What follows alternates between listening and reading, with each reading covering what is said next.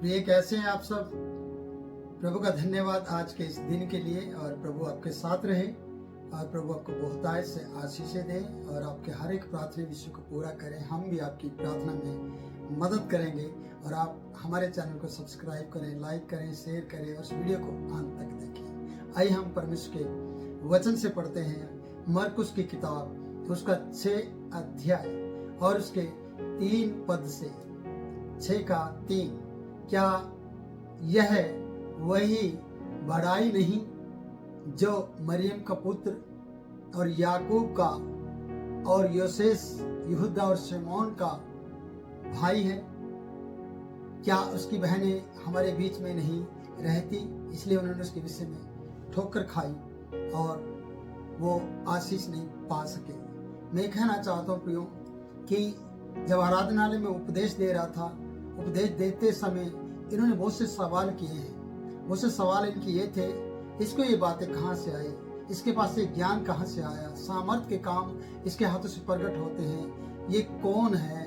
और ऐसे सवाल उनके पास बहुत ज़्यादा थे और साथ में उनके पास जानकारियाँ थी और ये जानकारियाँ थी कि ये उसका भाई है, ये इसकी माता का नाम मरियम है, इसके पिता का नाम यूसुफ है, इसके भाइयों का नाम याकूब, योसेस, यहूदा और शमौन है, और ये हमारे बीच में नहीं रहते क्या? फिर ये कैसे अजीब और अलग तरीके से बोल सकता है, कैसा उपदेश रख सकता है, ये कहाँ से सीख कर आया है?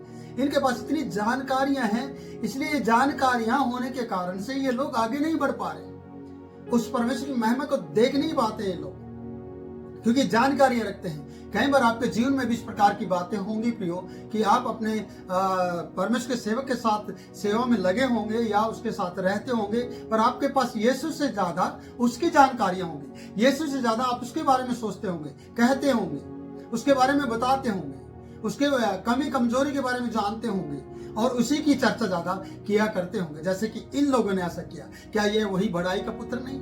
आपको पता है, जब ये यूसुफ का पुत्र है, बढ़ाई का पुत्र वहां पर ये पैदा हुआ, जबकि पवित्र आत्मा के द्वारा ये गर्भवती मरियम माता गर्भवती हुई और ये पुत्र के रूप में जना। और यूसुफ का इसमें कोई रोल नहीं था, यूसुफ को भी समझाया गया कि तेरी पत्नी पवित्र आत्मा की ओर से गर्भवती है, और ये बात ये नहीं जानते। लेकिन ये लोग ये कहते कि बढ़ाई का पुत्र, अगर वो बढ़ाई का पुत्र है तो ये कहना चाहते कि ये बढ़ाई का काम करे, ये आराधनालय में आके उपदेश क्यों करता है? ये कहना चाहते हैं कि इसका लकड़ का काम है, लकड़ का काम करे, दरवाजे बनाए किसी के लिए। पर क्या यीशु मसीह ने कभी दरवाजा बनाया?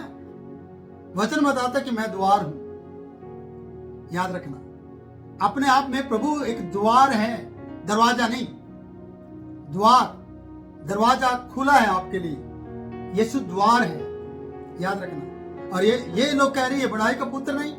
यीशु मसीह ने कभी भी किसी पे तरस खाकर उसका दरवाजा नहीं बनाया, उसके लिए मेज कुर्सी नहीं बनाई। जानते क्यों? क्योंकि वो अपने आप में दुनिया का क्रिएटर है और दुनिया को बनाने वाला है। उसे एक दरवाजा बनाने की जरूरत नहीं है, बल्कि वो स्वर्ग का द्वार है जिसमें आप आ जा सकते हैं, प्रवेश कर सकते हैं, जिसमें आपको जाने की यीशु के द्वारा आज्ञा है, अनुग्रह है आपके ऊपर उसका कि आपने उसके नाम पर विश्वास किया है। यह अलग मैटर हो जाएगा, परमेश्वर बात को नहीं लेना चाहता। मैं ये लेना चाहता हूँ कि क्या ये बढ़ाई का पुत्र नहीं है? ऐसा कहकर उसे वो ऐसा जता रहे हैं, तू बढ़ाई का पुत्र है, लकड़ का काम करना चाहिए, यहाँ क्या कर रहा है? और दूसरी बात है कि ये मरियम का पुत्र नहीं, बढ़ाई का पुत्र जो मरियम का पुत्र है, ऐसा उसके बाप के बारे में जानकारी, उसके माँ के बारे में जानकारी, उसके भाइयों के बारे में जानकारी, उसकी बहनों के बारे में जानकारी, और ये जानकारी कि तो यही रहने वाला व्यक्ति है, ये तो नासरत में रहने वाला व्यक्ति है, ये तो नासरी है, ये तो यहूदियों के बीच में रहने वाला व्यक्ति है। ऐसा कहकर उन्होंने ठोकर खाई है। ऐसा लिखा कि इसलिए उन्होंने उसके विषय में ठोकर खाई है। उसके विषय में, याद रखना, ये बात मैं आपसे भी कहना चाहता हूं। जब आप किसी सेवक के विषय में ज्यादा जानते हैं ना, सेवक के प्रभु के बारे में नहीं जानते, तो आप ठोकर खाते हैं। जब आप उसके बारे में ज्यादा जानकारी रखने की कोशिश करते हैं तो आप मुंह की खाते हैं।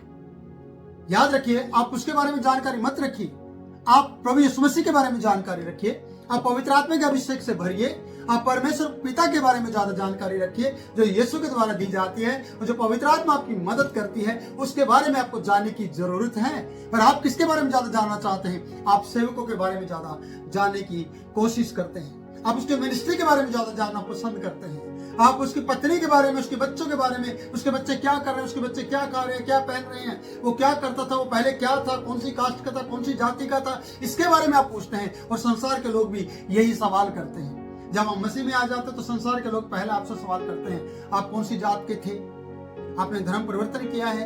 यही सवाल उनके मुंह पे चढ़ा होता है। अगर विश्वासियों के पास भी आज यही सवाल है कि पास्टर के जीवन में क्या हो रहा है, सेवक के जीवन में क्या हो रहा है, और उसकी जानकारी आपके पास है। एक नया विश्वासी आता है कि आपका पास्टर, हमारा पास्टर बहुत अच्छा है। अगर वो ऐसा कहता है कि नया विश्वासी, और पुराना विश्वासी कहता है ओ हम तो उसके बारे में सारा जानते, तुझे क्या पता है, तेरे से पहले हम हैं और हम उसके बारे में जानते। जब उसके पास घर नहीं था, जब उसके पास जमीन छोटी सी थी, जब उसके पास कुछ भी नहीं था, तब से हम उसे जानते हैं। मेरे प्रियो, तब से आप उसे जानते हैं, लेकिन उसके प्रभु को क्यों नहीं मानते हैं? आप उसे तब से जानते हैं, लेकिन उसके प्रभु क्यों नहीं मानते? मैं आपसे कहना चाहता हूं, क्या आपको उसके प्रभु को मानना नहीं चाहिए? जिस प्रभु ने उसे एक छोटे कमरे से बड़े कमरे में ले आया, जो प्रभु उसे जमीन से ऊंचाई पर ले गया, चट्टान पर खड़ा किया, क्या उस प्रभु के बारे में नहीं आपको जानना चाहिए? यीशु के बारे में, यीशु के माता पिता के बारे में, यीशु की बहनों के बारे में, यीशु के भाई के बारे में, उसकी जमीन के बारे में, उसके धंधे के बारे में, उसके काम के बारे में, उसके पिता के बारे में, उसकी माता के बारे में ये जानते हैं। पर इसके स्वर्गीय पिता परमेश्वर के बारे में लोग नहीं जानते। बेशक आराधनालय में रहते हैं, आराधनालय में जाते हैं, प्रचार करते हैं, उपदेश देते हैं, पर इसका उपदेश इनसे हट कर है। यीशु का उपदेश इन्हें चकित करने वाला उपदेश है। इनके लिए ये एक किस्म से निशाना बन चुका है, और इनके जीवन तो बदलने वाले नहीं है, लेकिन ये दोष पे दोष लगाने वाले लोग हैं। आप भी उनमें से हो सकते हैं प्रियो। अगर आप जानकारियां ज्यादा रखते हैं और परमेश्वर को नहीं मानते, तो ये जानकारी एक दिन आपको खत्म कर देंगी। ये जानकारी से आपका उद्धार नहीं होगा। अगर जानकारी रखने तो पवित्र बाइबल को उठाओ और उसको पढ़ो और उसको सीखो। इसलिए वचन बता रहा है कि इनके ये लोग कहते कि हमारे बीच में रहने वाले लोग कैसे उपदेश दे सकते हैं, क्यों नहीं दे सकते, क्यों नहीं उपदेश कर सकते, पर आप उसे एक्सेप्ट नहीं करते, आप उसे ग्रहण करने की कोशिश नहीं कर रहे। कई बार आप अपने सेवक को ग्रहण नहीं करना चाहते, आपको दूसरे सेवक ज्यादा पसंद आते हैं, दूसरे की प्रार्थनाएं ज्यादा आपको पसंद आती है। अपने सेवक के अंदर वो चीज आपको देखने को मिलती है, लेकिन आप देखना नहीं चाहते। जिस तरीके से इन्होंने यीशु के अंदर वो दयापन, वो अनुग्रह, वो आशीष, वो चंगाई, वो उपदेश नहीं देखा, बल्कि चकित हो रहे हैं। बस इसकी पिछली बैकग्राउंड को देख रहे हैं, इसकी जानकारियां रख रहे हैं, इसके माता, इसके पिता, इसके भाई बंधु बहनों के बारे में जानकारियां रखते हैं। और ये जानकारियां आपको आशीष नहीं देंगी, ये जानकारी आपको यहीं पर रोककर खत्म कर देंगी। यहीं पर आपकी आशीषें वापस चली जाएंगी प्रियो, और आप ऐसे कैसे रह जाएंगे। मैं आपसे कहना चाहता हूं, जानकारियों से कुछ नहीं होने वाला, बल्कि परमेश्वर को मानने से कुछ होने वाला है, यीशु के ऊपर विश्वास करने से कुछ होने वाला है, पाप गुनाह की जिंदगी छोड़ने के परमेश्वर के पीछे चलने से कुछ होने वाला है, जानकारियों से नहीं। इनके पास जानकारी थी, इसलिए इनको यीशु के विषय में ठोकर खाने को मिला है। इन्होंने ठोकर खाई है, ये चमत्कार नहीं देख पाए हैं, ये परमेश्वर की आशीषों को ले नहीं पाए प्रियो। क्यों नहीं ले पाए? क्योंकि ये जानकारियां रखते थे। क्या आपके पास भी जानकारियां हैं और प्रभु की आज्ञा मानने के बाद आपके पास कोई भी कार्य नहीं है?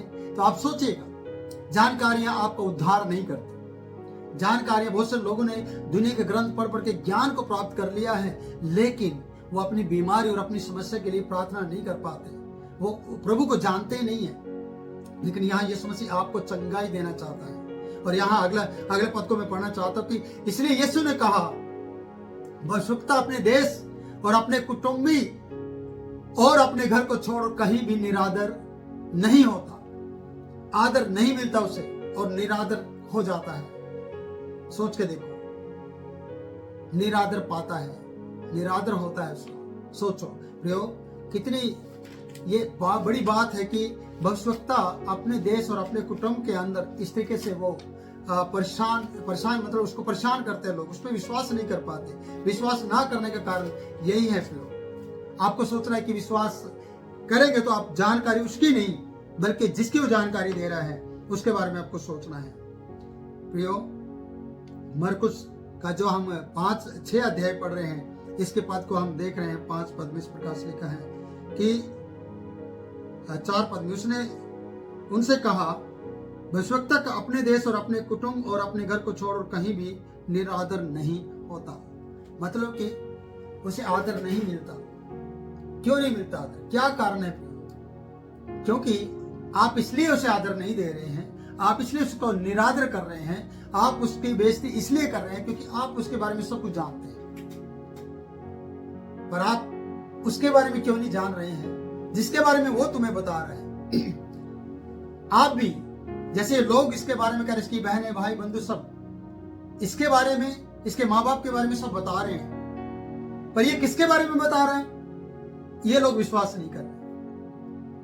और जो लोग इसके माँ बाप के बारे में बता रहे हैं, परिवार के बारे में बता रहे हैं, वो लोग सुनने वाले इसके इन लोगों के ऊपर विश्वास कर रहे हैं कि हाँ यार, इसकी माँ मरियम, हाँ यूसुफ, हाँ बढ़ाई के काम, यस, भाई बंधु, यस, बहने, और यहाँ रहने वाला वो, हाँ वही है, यही है, यही है, यही है, सच्चे बात। इस बात पे विश्वास कर रहे हैं। पर यीशु गला फाड़ कर आपको बता रहा है कि परमेश्वर परमेश्वर है, उसने मुझे भेजा है, जो कोई उसके नाम पर विश्वास करेगा उद्धार पाएगा।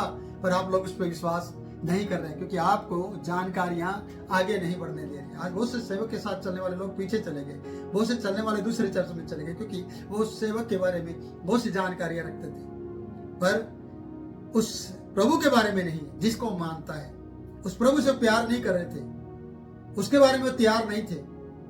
पर आज आपको प्रभु के बारे में तैयार होना है और उसे प्यार करना है और उसके लिए जीना है। जानकारी आपको आगे नहीं ले जाएंगी, जानकारी आपको वहीं पर रोक देगी और आप यीशु का निरादर करेंगे और आप यीशु का आदर नहीं करेंगे। इसलिए कोई भी भविष्यवक्ता अपने देश और अपने कुटुंब परिवार में आशीष नहीं पाते क्योंकि वो उसके बारे में जानते हैं, उसकी कमजोरियों के बारे में जानते हैं। और जब तक आप उसके बारे में और उसकी कमजोरी के बारे में जानेंगे, जब तक आप उसको गलत कहते रहेंगे, तब तक आप आशीष नहीं पाएंगे और कभी भी आगे नहीं बढ़ पाएंगे। अगर आप आगे बढ़ना चाहते हैं तो जानकारियां छोड़िए। जो जानकारी परमेश्वर का दास आपको दे रहा है, जो जानकारी यीशु मसीह ने आपको दी, जो जानकारी पवित्र शास्त्र आपको देता है, उस जानकारी से आप परमेश्वर की जानकारी रखें और परमेश्वर का आदर करें और आगे बढ़ें। प्रभु ने वचनों के द्वारा आप लोगों को आशीष दे। फिर मिलेंगे नए वचन के साथ नई वीडियो में। तब तक के लिए आप मुझे इजाजत दें। तब तक के लिए प्रभु आपको संभाल कर रखे और आपकी मदद करे। जय यीशु।